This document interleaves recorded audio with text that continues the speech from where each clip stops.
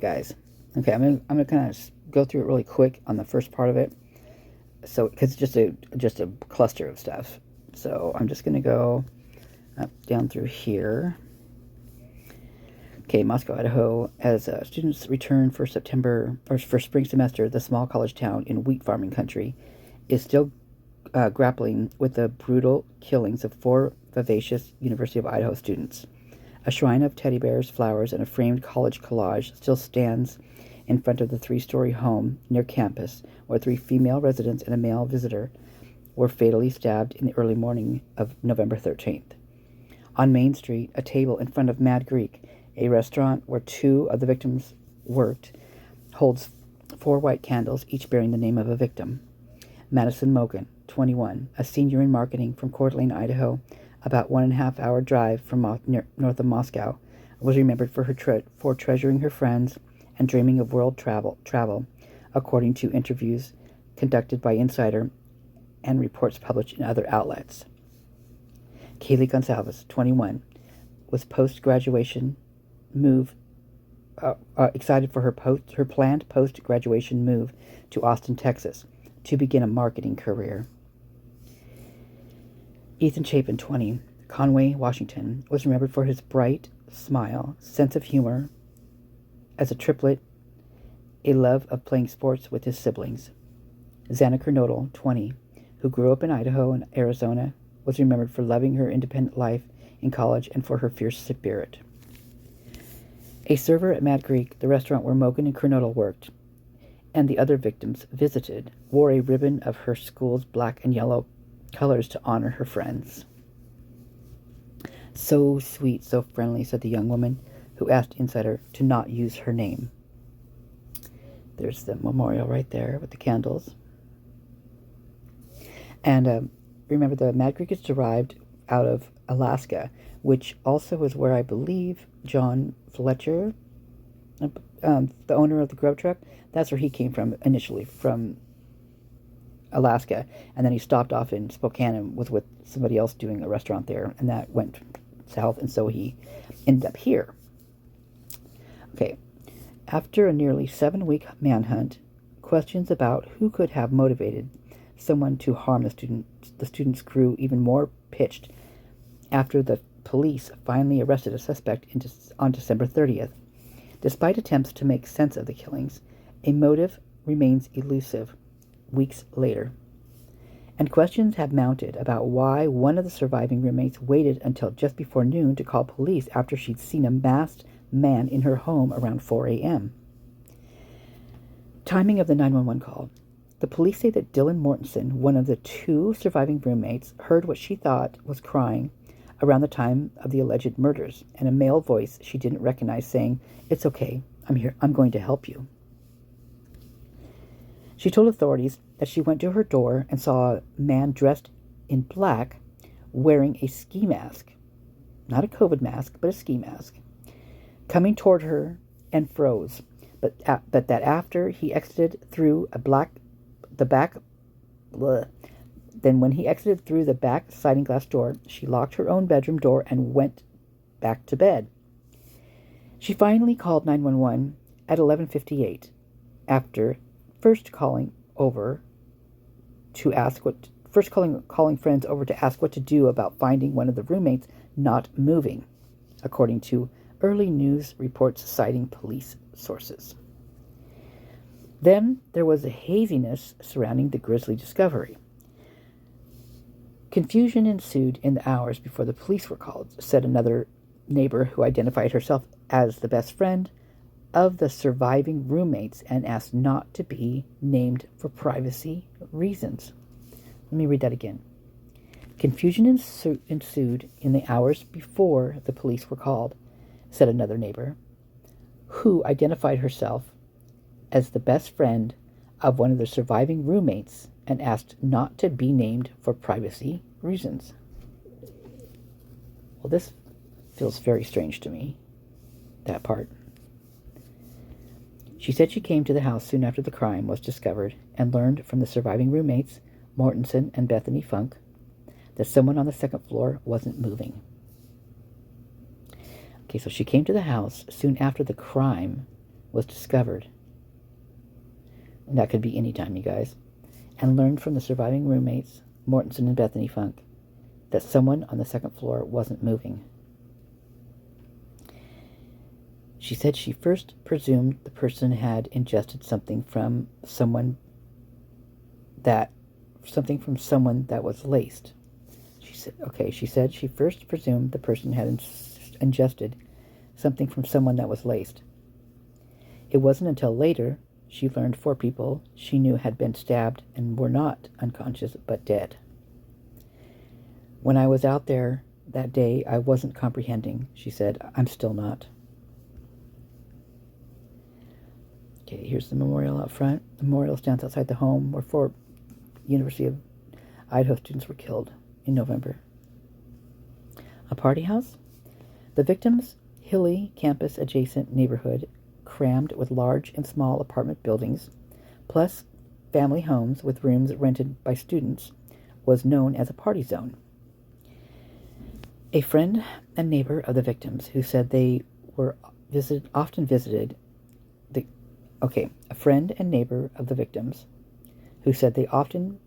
gray 3-story home with a large balcony and a barbecue and a sofa in the backyard, described it as a normal girl party house. Several residents of the large brick apartment building next door, which is, I'm going to just tell you, that's 500 Queen Road Apartments, described disruptive late-night parties with loud country music and numerous visitors coming and going through an unlocked door.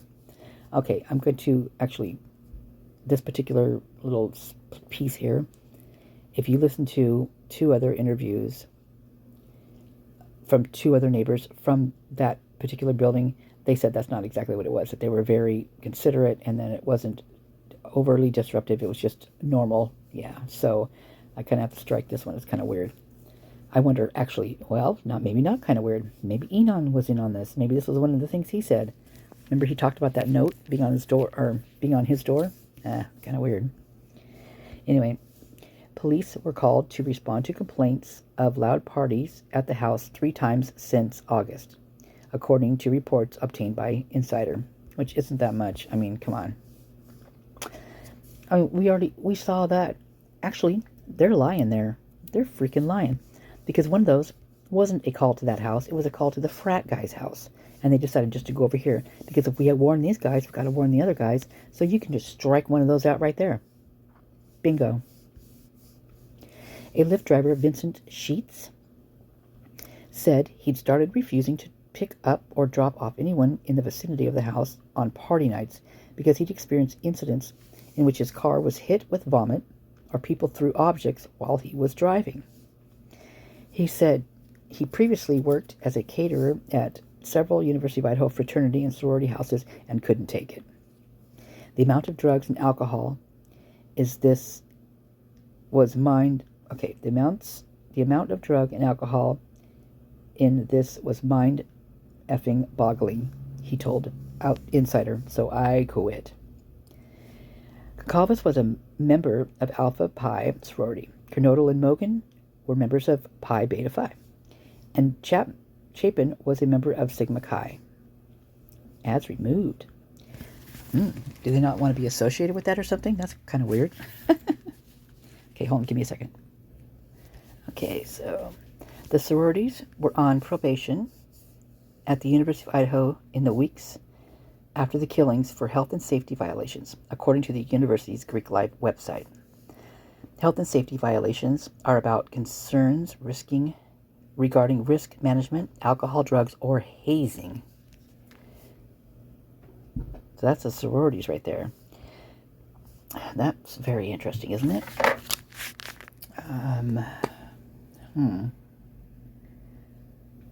Makes me think what girls were freshmen that were involved with, those particular sororities. Just thinking out loud here. Traumatized and scrutinized. In Moscow, some of the victims' neighbors speculated that Mortensen might have been intoxicated at the time of the killings and therefore did not respond appropriately to encountering a strange man in her house. But the house was known for frequent guests and noisiness, and an area known for rowdy parties. Neighbors, too, were used to late-night disturbances. Matthew Moye, 22, a neighbor and a friend of Mortenson's. The house on the hill, directly overlooking 1122 King. So this is the window that would literally look directly into the King house. Let's see if I can see it. I think it would be down here in the back there somewhere. They have there's a black truck there now. Check it out. So if you walk straight back where the car's parked there on the right side, and there's like a trailer or something, or whatever that is behind that, in front of it, it goes straight down the hill, which ends up in the parking lot that is right directly behind 1122 King Road.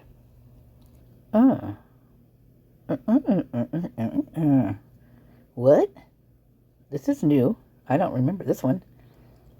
Matthew Moye, the one that Saeed said he'd been partying at to the police officer in Banfield, a neighbor and a friend of Mortenson's, defended her against criticism.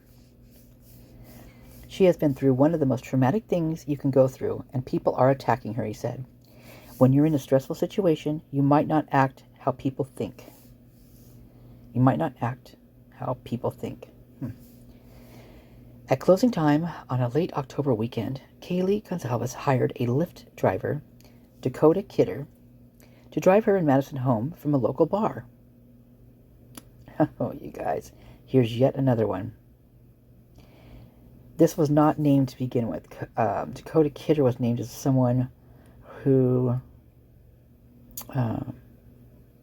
had driven them home prior.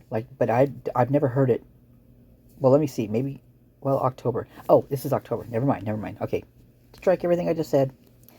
At closing time on a late October weekend, Kaylee hired a Lyft driver, Dakota Kidder, to drive her and Madison home from a local bar.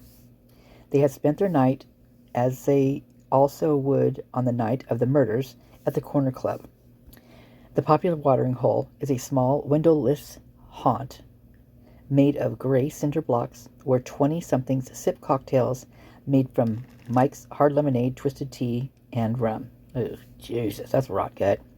If you guys don't know about Twisted Tea and all those things right there, I used to be a bartender. Trust me, I know what you can make. Deadly, literally deadly, like knock you out with these particular concoctions right there that they just mentioned. So that makes a lot of sense about why they'd be so hammered. They were nice. They were not like sloppy drunk or anything. They were great riders, Kidder told Insider. They even tipped. We don't want to, okay, I'm not even worried about that. A disturbing new detail. The suspect in the killings, Brian Koberger, a 28-year-old, 6-foot, 180-pound criminology student, whose neighbors described as friendly and talkative, was enrolled at University State Idaho in nearby Pullman, Washington. Well, that's weird because didn't Dylan say that he was between 5'10" or taller? I mean, that is that could be anybody. Come on, you guys. That literally could be anybody. What a range. I mean, who thought that one up? And Dylan's pretty tall. So, I mean, Dylan's probably 5'9" herself. So wouldn't she know exactly what the height was, pretty much, because she's tall like that? She might be 5'8", 5'9". Yeah, so I find that you can just cancel all her words out, in my opinion. My opinions. 185 pounds. That doesn't describe what she said either. Athletic, but not, like, beefed up, I think is what she mentioned. Yeah, that doesn't describe it. Anyway, prosecutors say cell phone data showed he made a 22-mile road trip drive from his apartment to the house where the killings took place no fewer than a dozen times before the murders. Now, how can they say that cell phone data shows that when the data shows pings within 20 miles of, like, cell phone tower, I believe, right? And there's that 20-mile radius could have been anybody there. Anyone. Every single person there could have been. I don't understand the pings part. I don't understand that, you guys. I never will. Don't get it. Okay, so says cell phone data shows he made a 22-mile road trip drive from his apartment to the house where the killings took place no fewer than a dozen times before the murders. Bullcrap. But there was no further known connection between the suspects and the victims, and accounts that have surfaced about the suspect's killer since his arrest have provoked no clear motive or revealed any history that would suggest a propensity to kill. Kohberger's arrest on December 30th, however, triggered a talk of a disturbing new detail. The hours before and after the killings, Washington State University Police and Whitman County Sheriff deputies were posted outside the suspect's apartment because of a bloody hit-and-run reported at 11:40 p.m. on November 12th that sent two pedestrians to the hospital with serious injuries. Turner Gardner, 26, told Insider that a man had been thrown from the road and a woman lay face down screaming. It was horrifying, she said, of coming upon the scene just before midnight on November 12th. I heard a screech and a loud bang. Another witness, Andrea McKenzie, 25, told Insider it was scary. Within 24 hours, police had Carmen E. Fernandez in custody. The 19-year-old Kappa Delta sorority member was charged with vehicular assault and DUI according to police and press reports. But first, there was a manhunt according to local press. Oh my gosh, I just had a freaking... was she like a senior, like going into it? Was she being like hazed possibly? Oh my gosh, I don't know why that just came to my mind. But first there was a manhunt according to local police. Sorry, thinking aloud again. Cell phone data laid out in court documents shows Kohberger's phone at his home in the early hours of November 13th. Cell phone data laid out in the court shows Kohberger's phone at his home in the early hours of November 13th. Okay. A second-story window likely gave Kohberger, who, according to neighbors and court documents, was an insomniac, a view of the scene, and it was also within earshot. He left his apartment around 2:42 a.m. Sorry, I had to take a drink. On November 13th, according to cellular data and traffic camera footage compiled by prosecutors. His white Hyundai sedan traveling 11 miles to Moscow. Okay, so that's just interesting. If there was a bunch of cops there, if they were just still like getting the scene down, wouldn't those police officers there and the paramedics and everybody that was on scene, wouldn't they all have body cams, and why wouldn't they have footage of him leaving? Wouldn't there be something there?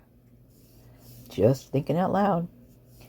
Prosecutors say he then committed the grisly murders, leaving behind a knife sheath containing the DNA that would eventually lead to his arrest.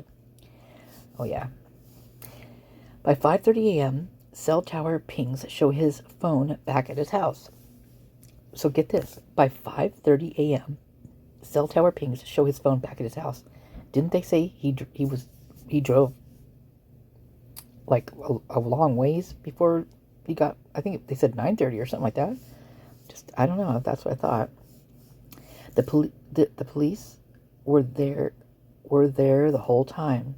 Oh, so by 5:30, cell phone tower showed his phone back at his home. The police were there the whole time. Josie Mercado, 19, a student who lives in a nearby apartment with a view of both Kohberger's building and the accident scene, told Insider. While authorities had no reason to believe 4 people had been murdered in the neighboring town, it's unclear if the crash had anything to do with the killings, or if 2 bloody crime scenes not far from each other was a simple coincidence. Oh my God, this just sends me down another rabbit hole, you guys. Holy crap. You know, I had forgotten about this. Jeez. I feel tired all of a sudden. I feel very tired. This is a long way down this rabbit hole. God. I really do. I really just felt exhausted all of a sudden. It makes you wonder if things could have been different. Faith Grossi, 19, told Insider, standing in a student room with a window facing the hit-and-run scene and Kohberger's apartment. At 9 a.m., Kohberger's phone was on the move again. prosecutors said, and it returned to the scene of the murders before arriving back to his Pullman home at 9:32 a.m. Around noon, about the time Moscow police found the victims and the hunt for the killer began, Kohberger's phone pings indicate that he likely slipped out of his apartment and passed Pullman police once more. Oh, like he slipped out past him. Like he tiptoed like the Pink Panther would. Jeez. I could see actually Kohberger as a Pink Panther. He'd be a good Pink Panther because he's tall and lanky kind of, but not, but Pink Panther's not a bad guy. A suspect at ease, a community on edge. Kohberger then took a long drive, winding through hilly wheat fields, which he said he always did. He liked to go for drives, right? What's the big deal? I mean, there was a lot that happened that night, right in front of his house. He probably wanted to get away from that scene. I mean, I would have. Man. Especially if you're anything like me, I'm really sensitive. So things like that just I just can't handle it. So Kohberger then took a long drive, winding through hilly wheat fields and past grain silos and red barns to the confluence of the Snake and Clearwater rivers, according to security camera footage presented by prosecutors. I never saw that. Did you guys ever see that? He shopped at an Albertsons grocery store in the town of Clarkston, Washington. His cell phone was next tracked traveling east for more than an hour towards the Bitterroot Mountains, said prosecutors. He returned seemingly unnoticed to Pullman and fell back into his school routine. In addition to his doctoral studies, Kohberger worked as a teaching assistant in the university's criminology department. He had even applied for an internship with the Pullman Police Department, which would eventually help nab him, according to court documents. Or you mean frame him? My opinion only, speculation. The unsolved killings set the campus on edge, with students staying inside, canceling appointments, and even leaving town early out of fear of the killer on the loose. Kohberger appeared in a notably bright and cheery mood, according to interviews conducted by Insider. So this part right here gets me too. So if this was a frame job, which I believe it is, in my opinion, whoever was around there, the students who knew about this, because they all knew, of course they're going to say he's bright and cheery. Why wouldn't they? They would totally give him a new picture of who he was in order to make him look bad. One of his students said he stopped grading after the killings, but also attended a routine medical appointment 4 days later, and was so friendly with staff that they took notice. There he is in handcuffs. Okay. An arrest, but no closure. It would take the police several weeks to identify Kohberger as a suspect. You would think, you think it did, but did it really take him that long? Yeah. He was arrested at his parents' house in Pennsylvania's Pocono Mountains while visiting for the holidays. Just like everybody else left over the holidays and went and did their thing. Some of them left literally the night before, or the morning of the murders, probably the night before, knowing what was going to happen, didn't want to be any part of it, and many of them the next day. And I mean, as it went on, I mean, you could see him. It was like a ghost town, you guys. So it would take the police several weeks to identify Kohberger as a suspect. He was arrested at his parents' house in Pennsylvania's Pocono Mountains while visiting for the holidays, after the DNA on the knife sheath found at the crime scene was matched to his father's DNA, which authorities collected from a trash can outside of his parents' Pennsylvania home. So, you know what this reminds me of? This reminds me of the dumpster diver on Linda Lane. Maybe it was one of the authority guys just thinking out loud and whispering in the phone. Maybe they just like to dumpster dive. They're the trash guys. The trashy, all right. But the arrest and subsequent affidavit laying out prosecutors' theory of the crime has hardly brought closure. Touché. People here still remember where they were when the last murder in Moscow happened nearly a decade ago in 2015, and the residents from the town's nearby nearby stood in the cold to watch Koberger enter the Latah County Jail on January 4th. I did a video on this. The last one was, David Trail. Hold on, my earbud's freaking out again. Hold on. The last one was David Trail, and there was 3 people murdered and one survivor. And one of the, oddly enough, there's a weird connection that the Trail property on November 13th, there was a police report that there was an overdose and 2 people, I believe there was 2 people, others believe there was 1, I believe there's 2, were found on the property owned by Dave Trail. So I don't know if that's a connection or not. I'm just saying that this guy who was murdered, well known in the community, been there for a long, long time, liked everything. He's also a founder of Sigma Chi, mind you. Remember that one. When you watch all the Sigma Chi things, when they're showing you around the houses and stuff, and they bring you to the room where all the founders' plaques are on the wall, their little framed things, they name him. He's one of them. He donated so much money to them, and that house they're in, he's the one that got all the funds to actually get that house. This particular one who was murdered in 2015, Dave Trail. I'm not saying he's got anything involved with it. Trust me, I'm not saying. He sounds like a great guy, so just keep that in mind. We're a little town that's really freaked out and in pain. Julia Pyskowski, a University of Idaho teacher, said from outside the jail that night. This changed us. So, I don't know. Update, January 18th, 2023. The story has been updated to include the fact that Chapin was a member of Sigma Chi fraternity. Well, we all knew that. So the update, January 18th, people knew that. That's weird. And another correction, January 18th, 2023. An earlier version of the story misstated disciplinary actions that were taken against Alpha Pi and Pi Beta Pi sororities. They were on probation for health and safety, not suspension. Okay, correction. January 24th, 2023. Because of an earlier editing, an error version of the story misstated where a knife sheath with Brian Koberger's DNA was found. The knife sheath was found inside the home where 4 students were killed, not in a trash can outside it. You guys. Oh my God. Oh my God. What is that? Oh my God. Shit. Why don't you just love these old posts, and they're all their new little corrections that they have to make? Wow, this is a good one. Let me reread this one. Correction. January 24, 2023.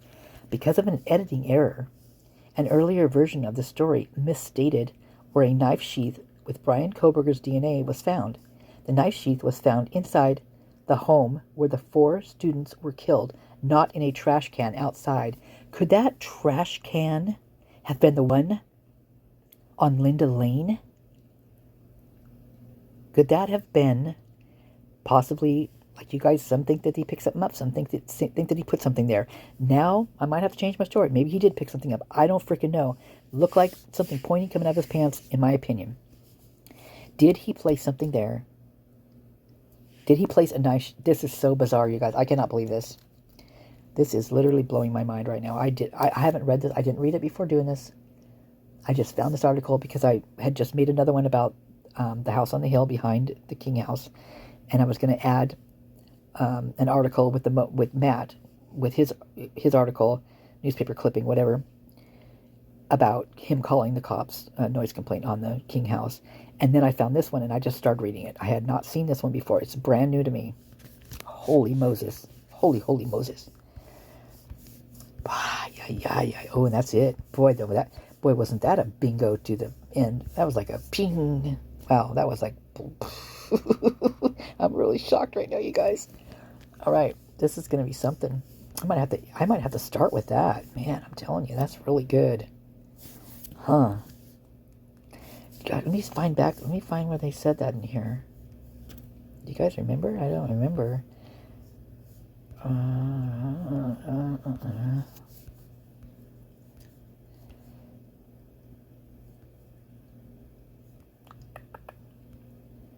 Unless if it was not in this one, boy, we'll have to find that one. I wonder if they scrubbed it off of there. Oh, here we go.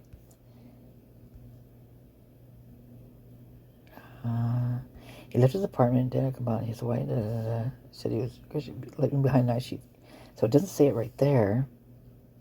So there must be another article in here that these guys put out that says this. Oh man, I'd love to find that article. Oh man. Oh man. Okay. Okay. Whew, I gotta take a deep breath here. Okay. So let me pause this one and go look for this other article.